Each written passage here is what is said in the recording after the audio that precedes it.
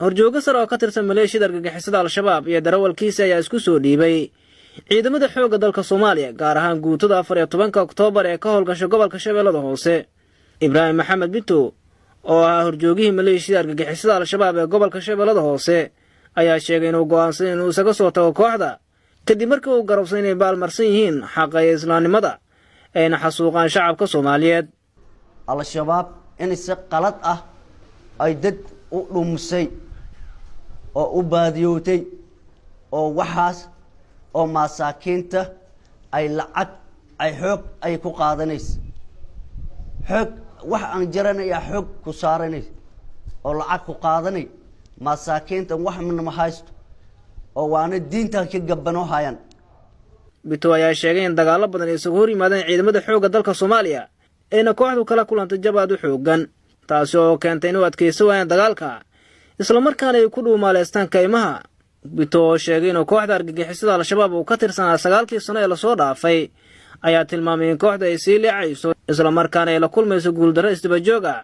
dagaalkaas ay ku jirno hadan waa ka laabanay ay doqeynta ay gandarsho waxaa naga dishay oo doqeynta ah 60 qof ay ka dhimitay doqeynkaas markaasoo ay ka baxnay bariir. horjoogan ka soo goolsa al-shabaab ayaa dawladda Soomaaliya uga mahad celiyay sida loo soo dhaweeyay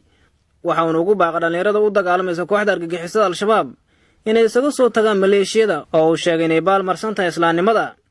Bito ayaa cafis weydiisay shacabka iyo dawladda Soomaaliya waxa uu codsaday in lagu garab istaago sidii uga qayb noqon lahaa dagaalka ka dhanka ah kooxda argagixisada al-shabaab oo uu tilmaamay inay yihiin cadow naxariis daran. dhanka kale Aadan Geedi oo loo yaqaan Aadan Dheere oo ahaa darawalkii Ibraahim Bito ayaa sheegay in al-shabaab ay ku duufsadeen isagoo 12 jir ah isla markaana ay ka faa'iideysteen carruurtinimadiisii. Aadan ayaa sheegay in hadda oo garaadkiisu uu ku filnaado u cuntami weysay inuu ka sii mid ahaado kooxda al-shabaab oo uu sheegay in dhibaato badan ay ku hayaan shacabka Soomaaliyeed ayna diinta ka saarayaan ciddii aan la dhacsanayn fikirkooda. aniga maxaan soo goosanay hadda dhibaatada oo aragnay dhib badan oo aragnay markaan dhibaato badan oo aragnay uu naga soo xiriiriyay walaalahan markaan naga soo xiriirinaan markaas uu soo biirnay dawladda Soomaaliyeed. taliya guutada 14 Oktoobar ciidanka xoogga dalka Soomaaliya gaashaanle Axmed Cabdi Cali ayaa faahfaahin ka bixiyay qaabka isku soo dhiibay horjoogayaashan waxaana baaq u diray kuwa wali u dagaalamaya kooxda al-shabaab. dagaalo socday muddo 14 maalmood xiriir ah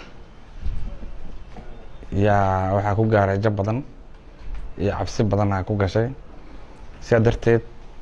markii jabeen kadib Ibraahim wuxuu fursad u helay inuu xiriir soo sameeyo yiraahdo dadka ciidankan xoogga dalka Soomaaliyeed oo saan looga soo horjeeda